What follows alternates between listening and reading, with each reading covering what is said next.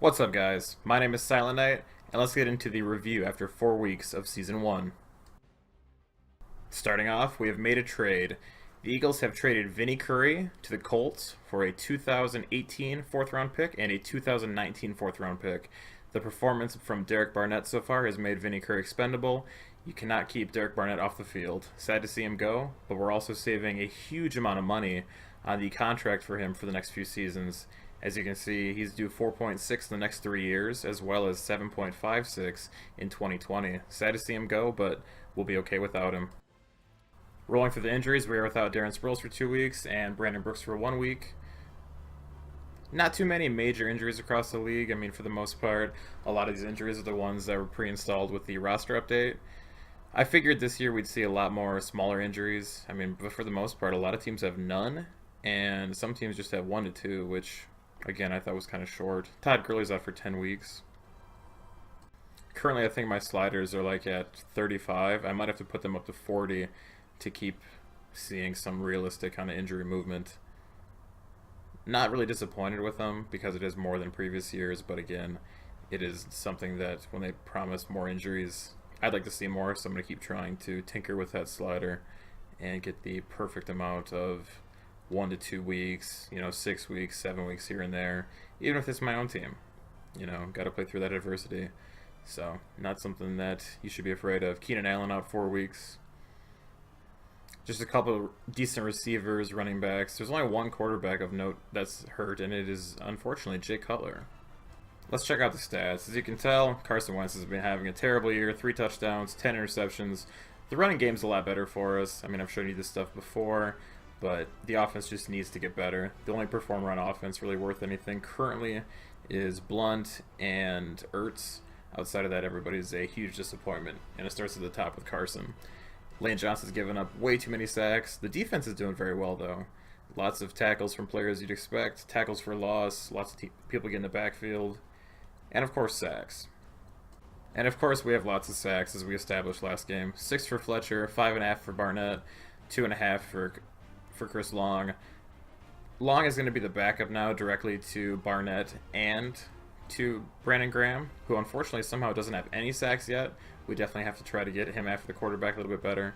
But Long has definitely proven he can be a backup and proved to let Vinny Curry go. Happy to see Darby leading interceptions and pass deflections after the offseason trade. He's definitely proving his keep here in Philly and should be around for years to come. Forced fumbles, we have a decent amount. For whatever reason, it's saying we don't have any fumbles recovered, but we do have 2 touchdowns on defense from Darby and from McLeod. Of course, Caleb Sturgis has 3 missed field goals, all of which are in the first 2 weeks, so it looks like he's finally moved past that. 6 for 9 on the season with a long of 56. That I believe is the game winner. Donnie Jones might be this team's MVP. He's got 22 punts, 47-yard average, and a 39.2 net, and 7 inside the 20. Kick returns and punt returns, nothing special. We really can't get anything going on either of those. And let's check out the league as a whole.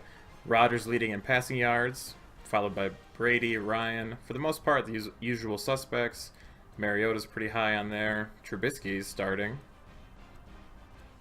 Jared Goff, 902. He's ahead of Russell. And Wentz is still somehow below all those low marks, so he's probably in the bottom quarter of the league easily.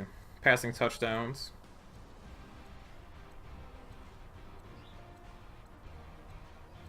We just have to be better. We got to catch up to some of these guys. We need like a big, huge 5 touchdown performance and just absolutely cement our keep as a perennial powerhouse in this league.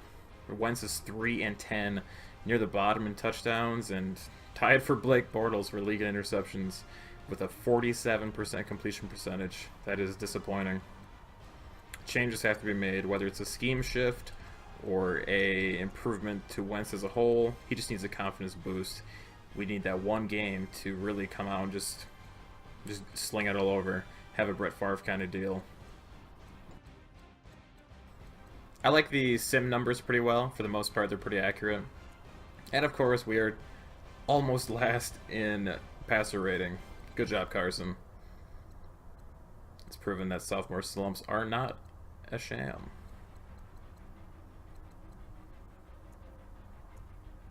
Rivers leading the league in sacks taken, led by our 12 or 13, whatever we put up last week. We are also near the top. We have 12. So line has to play better. Carson has to play better. The rushing game is a very positive. You see Blunt 60 for 405 and 4 scores. It's nice. We don't want to rush him too much. We definitely need more production out of Sproles when he comes back and Smallwood, and just continue spreading the ball out to keep him fresh. You can't have that big guy taking too many hits a game. Eventually he'll wear down. Pretty good yards per carry. A lot of the leagues averaging over 4.5. 9 touchdowns for Terrence West. Deion Lewis at 5. Shady at 5. We're at 4. Jamal Williams, Packer rookie. Lots of new faces on the running back list. Fumbles, Abdullah with 3. Prescott, a couple quarterbacks in there. I like what I'm seeing out of the offensive numbers from simulation. I know some people had complained about unrealistic or over-the-top numbers, but in my franchise so far it seems pretty accurate. Long runs, though, were pretty short, though. A couple people had long runs, but for the most part, not too many had him over 20. You see Michael Thomas and Willie Snead are top 3 and 4 for receptions. Drew Brees is definitely slinging the rock.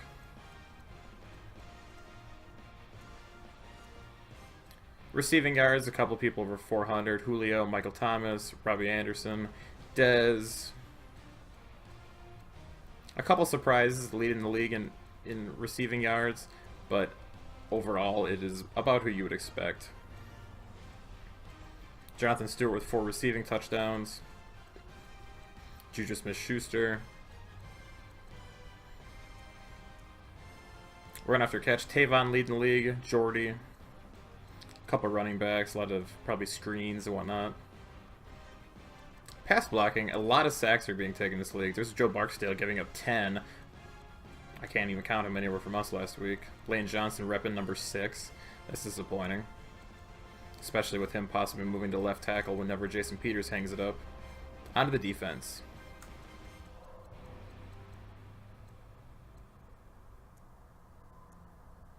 Solomon Thomas has 7 sacks, which is shockingly leading the league. We're up there with 6 with Fletcher and 5 from Barnett.